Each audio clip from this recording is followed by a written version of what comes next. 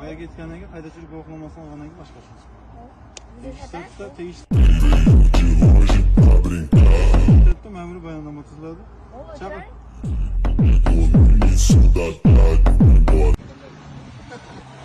Mana sentra katta bolalarni mashina kichkina bolalar boshqarib qo'yadimi shunda? Shundaymi? Katta bolalar mashina kichkina bolalar haydab ko'rgan-ku, to'g'rimi? Bo'ldimi katta bolalar haydab trenddan tushirdingda buni? Kichkina bolalar haydaydi endi. Qayerga yubordi sizni? Hozir keladi. Ha?